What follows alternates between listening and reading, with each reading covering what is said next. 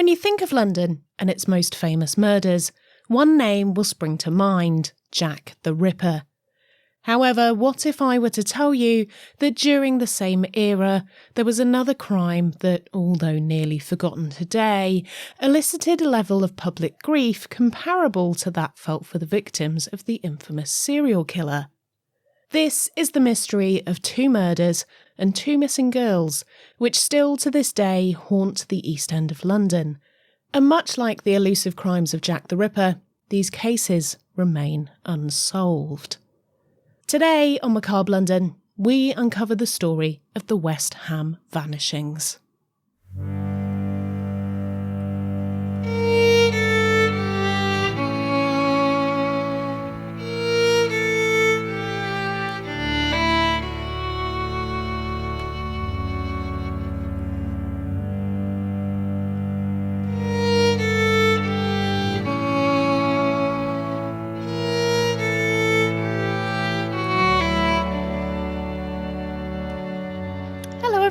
And welcome back to another episode of Macabre London. I'm Nikki Druce, your host with a silent G, and today I'll be taking you on a journey down another of London's grimy backstreets to uncover a macabre tale from the city's past. However, before we get into today's episode, if you're new here and you want to see more videos where we deep dive into some lesser known historic tales from London, and in fact all over the world, then please don't forget to subscribe or follow so you never miss a new episode. If you aren't new here and you regularly enjoy the show and want it to continue, please consider supporting me on Patreon. The link is in the show notes. There's loads of bonus content over there, including my monthly show Gin and Ghost Stories, where I drink gin and tell ghost stories, and lots of other fun spooky bonus bits and bobs too.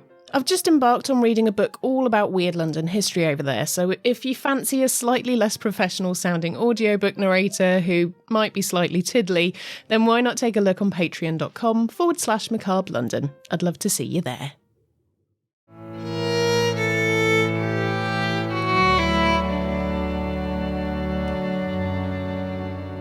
In the quiet town of West Ham in the East End of London, in the year 1890, panic struck the residents when a little girl went missing from the street she lived on after nipping out to the fried fish shop. It would be 2 weeks before her body was discovered, and her grieving family had to come to terms with losing their little girl. But unbeknownst to anyone from outside the area, this wasn't the first time the area of West Ham had been plagued by a strange disappearance. A few years earlier, 2 girls similar in age to the murdered girl had also disappeared, but they hadn't been seen since and no trace of them was ever found, until one day a mysterious parcel arrived across the other side of London, which may have just held the clue to solving the mystery. Today we begin with the story of Amelia Jeffs, a young girl who was growing into a well-liked individual, who was excelling in her studies and beginning to work on her future career, all at the age of just 14, until that was cruelly taken away from her in an instant. Amelia Jeffs, who was affectionately known as Millie to her loved ones, lived with her family at her lifelong address of 38 West Road in West Ham. The family were known along her street as the community was tight-knit and interwoven, with the kids all attending the same local schools, the family attending church services along with everyone else, and many men working the same jobs together. Her father toiled away day after day as a hard-working machine man for the London and Tilbury Railway, and back at home, Millie's mother had recently given birth. Back in the Victorian times, when a mother was in confinement, as it was known, following the birth of a child, the domestic chores were often left in the capable hands of the eldest female child, if there was one, and this instance was no different, with the dutiful Millie taking the reins. On one fateful Friday, January 31st, 1890, Millie embarked on a simple errand that should have only taken less than half an hour, but which unfortunately ended up changing the lives of her family for posterity. It was Friday, which was a traditional day for eating fish in London, and still is for some people due to religious reasons. And as such, Millie had been tasked with popping to the local fish fry shop to get just that for not only her and her mother, but also the rest of her family. At around 6:30 p.m, Millie received a meagre sum of 3 pennies and was sent out into the night to go and procure everyone's supper for the evening. Being a good, obedient child, she did just that, but sadly, she would never return home. Embarking on her journey, Millie headed along West Road, but she didn't get far before she bumped into a school friend named Elizabeth Harmer, and she briefly paused to exchange pleasantries with her, explaining she was on her way to get dinner for everyone. She excitedly shared her plans to acquire the fish with Elizabeth, as this would have been somewhat of a treat for the household and no doubt the highlight of her day. I'm sure we all remember as teenagers being told you could have something fun for dinner like a takeaway, particularly if you grew up in a not very well-off household like I did, and that being a good start to your weekend and a real treat. Shame she didn't have a Blockbuster Video to go to as well, as then you knew you were really in for a good night. Anyway, the journey from Millie's home to the fish and chip shop was a mere 1/4 of a mile, a short distance that should have taken her no more than 20 minutes as a round trip. Yet, as the night wore on, Millie failed to return home, causing alarm to creep into the hearts of her family, and the dread that something untoward may have happened to her. Shortly after Millie had left home, her father returned from work and was happy to hear that his daughter would soon be returning with a chippy supper. But as time ticked by, there was no sign of Millie, and her father, whose initial thoughts were primarily focused on his stomach, drifted to the whereabouts of his daughter. We interrupt this broadcast for a message from a friend of the podcast whose show we'd like to share with you. What is it that makes us so interested in what we don't understand? We're setting out to investigate everything strange, unusual, and scary in our world. They're going to be able to scan your brain and upload it to a computer. Some people think of it as like the greatest victory that we could ever have because it makes you immortal in a sense. I think it's terrifying. It is terrifying. We invite guests who bring their own personal perspectives. I mean, especially considering the fact that the overwhelming majority of UFO sightings and documentation occurs within miles of nuclear testing facilities. Yeah. They bring their own encounters with the paranormal. All of a sudden, I feel this whoosh of wind and this ringing in my ears so loud that makes me stand up straight.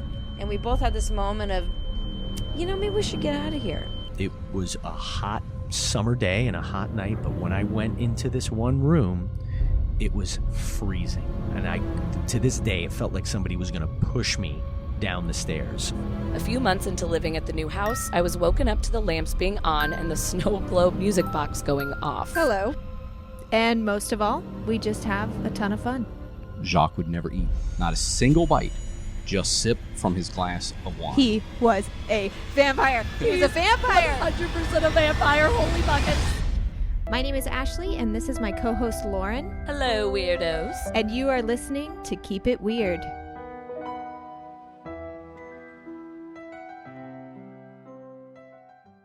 As the hours ticked by, anxiety of Millie's whereabouts turned to anguish. The family raised the alarm, desperately seeking their beloved daughter, but she seemed to have vanished into thin air. Initial inquiries were made door to door by Millie's doting dad, but no one had seen the girl. Eventually, Millie's friend Elizabeth gave some hope as she confirmed she'd seen the girl and said she'd gone off to the fish shop. Headed there, her dad inquired, but they said she'd not arrived there either. In the back of her parents' minds, they must have been worried sick, as there had been in years past the disappearance of 2 girls from the same street, who were never found, and this must have made Mr. and Mrs. Jeffs' hearts sink. Hope dwindling, the family sought aid from the reverend of their local church, Canon Scott. Together they approached the Stratford Petty Sessions, urging them to elevate Millie's case from a simple missing persons inquiry to a special investigation. The police were swiftly alerted, and all available resources, which wasn't many, were deployed in the search for the young girl. As days turned into weeks, poor Millie remained missing, but her parents hadn't given up hope that she may still be out there, and they'd hoped she'd still be alive and well.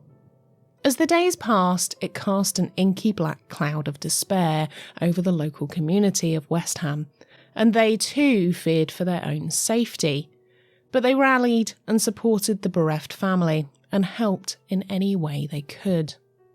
Almost the whole of the neighbourhood was searched for any clues to Millie's whereabouts, but it was beginning to seem like she had disappeared without a trace, as there was no sign of her anywhere. However, determined to leave no stone unturned, Amelia's parents knew one area that hadn't been searched thoroughly was a collection of large empty properties which had been recently built on the main road which ran alongside West Ham Park on a road called Portway. After some coercion, the police managed to contact the local night watchman, who was responsible for the night patrols in the area, and he was tasked with keeping an eye over the empty properties. Initially, he struggled to locate the keys from the owners and said he was only given a few sets of keys, which meant it was impossible to gain access to the houses without breaking and entering. This meant just a few houses were searched initially, but after the insistence of Millie's dad, Detective Sergeant Forth and Police Constable Cross, who were assigned to the case, managed to find entry to one of the locked properties by climbing through an unlocked kitchen window. The house at 126 Portway was empty and dusty, and once inside, the two men split up to search the rooms individually. 126 Portway was part of a property development of 12 new houses on the street, and it was built facing West Ham Park, but the majority of houses since completion hadn't been sold and had sat empty, despite them being nice large houses consisting of 8 large rooms, including a scullery and a newfangled inside WC.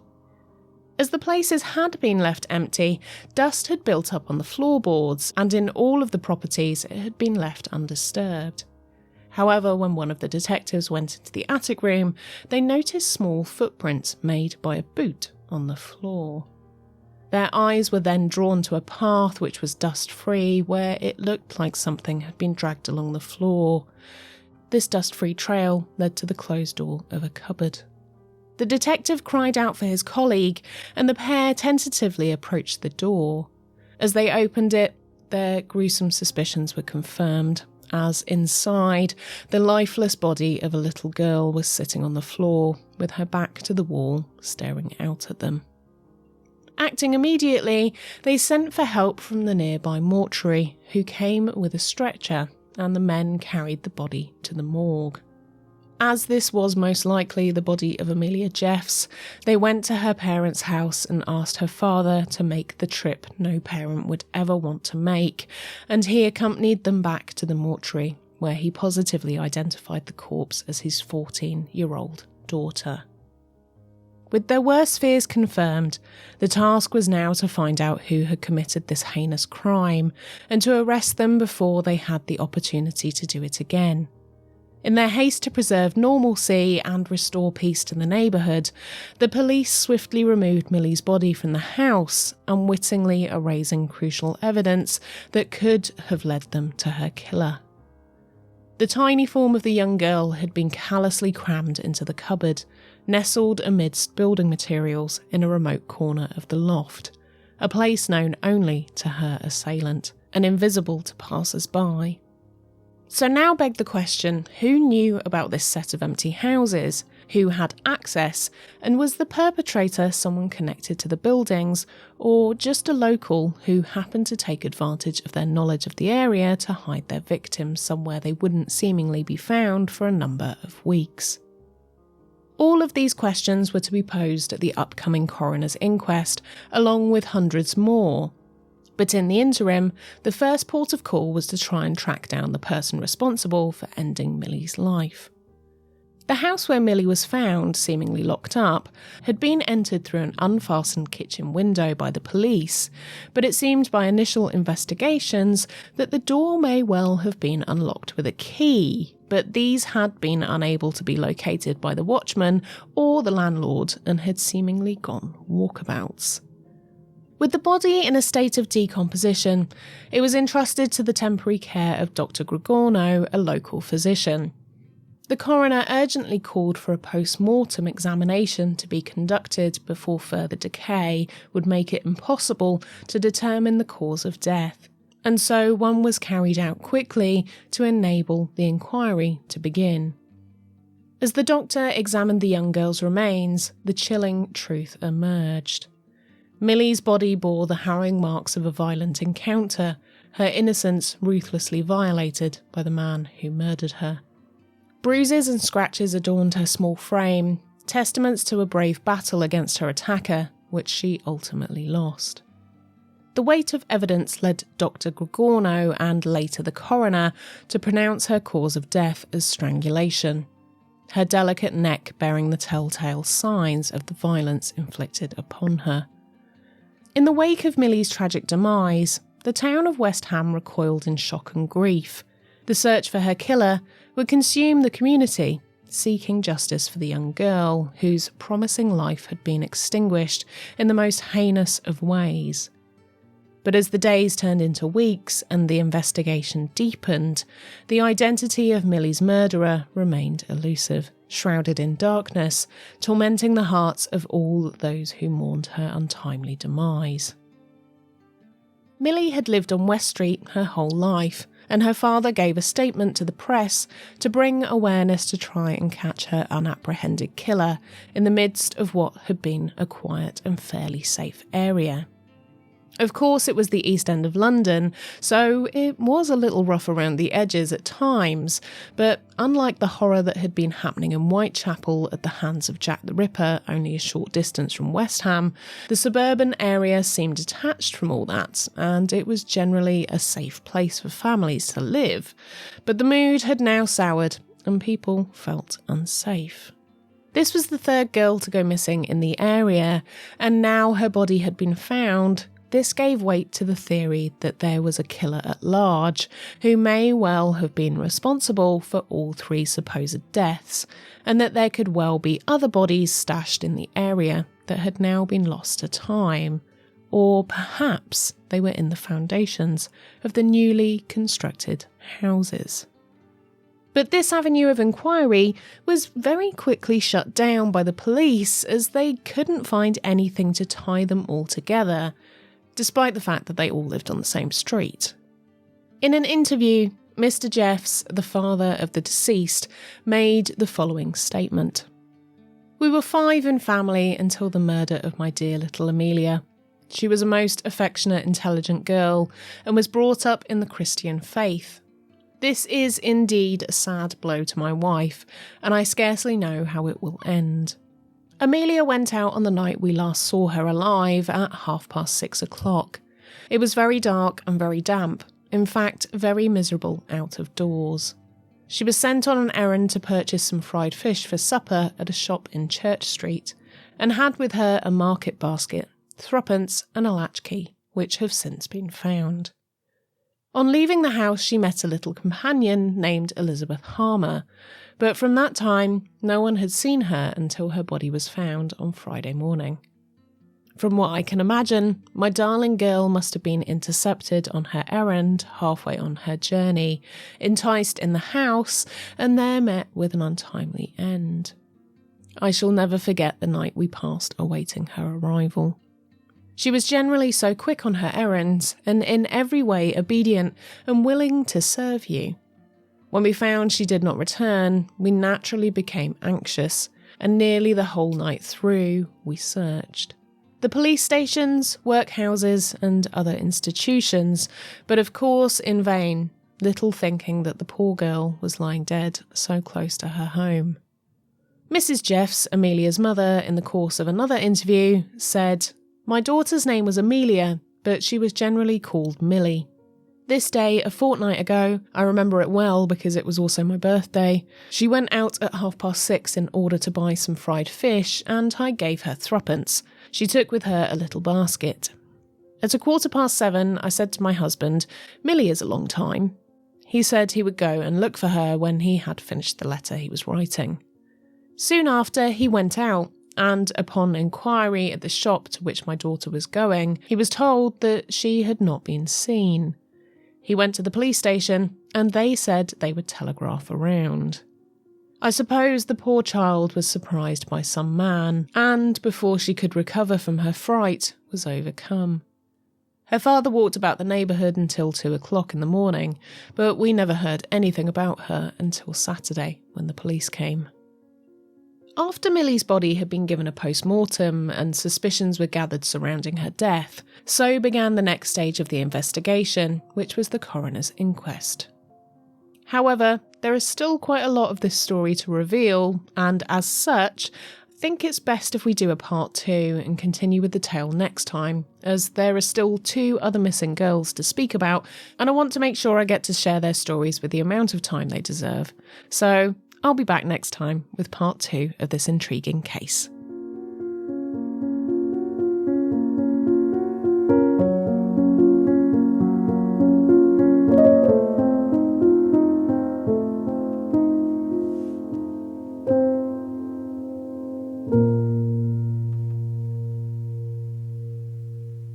Thanks for joining me for this episode. I hope I haven't left you on too much of a cliffhanger, and I'll be back before you know it with part 2 of this story.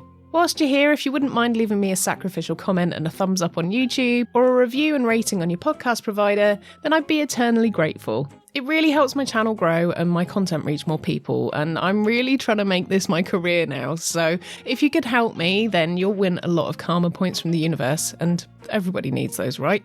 You enjoy murder stories, so you probably could do with a few. If you're new around here and you've not yet subscribed or followed the show, what are you doing? I'd love for you to join the Ghoul Gang so you never miss a new episode. Also, if you do like the show and you'd like to support what I make to make sure it continues, then why not consider becoming a patron, like these amazing top-tier legendary executive Patreon producers, Amy, Christina, Christophe, Kate, Kevin, Mary, Rose, Sally, Sam, Sarah, Teresa, Terri, V and Veronica, and all of our other patrons too. Please check out the Support Me section in the show notes for more ways to help me in continuing to bring you the haunted history we both love, including my Amazon wishlist and one-off donation links if you just want to send a tip to help contribute to my coffee bill when I write these episodes. All support is 100% integral for me being able to continue making the show, and thanks from the very, very bottom of my heart for even considering supporting me. You're the absolute bestest. And don't forget to check out my merch as well at macabrelondon-shop.fourthwall.com. The designs which are there at the moment will only be around for a couple more days, so if you've had your eye on something, now's the time to get it. Also, if you want a cheeky little discount off the merch as well, you can sign up to Patreon, and £5 and up tiers get a nice fat discount, which definitely makes it worth your while. And you get access to all the lovely bonus content on Patreon too, so it's a win-win. Thanks for joining me for another macabre tale from London's past. I've been Nikki Druce. Remember to stay spooky, and I'll see you ghouls next time.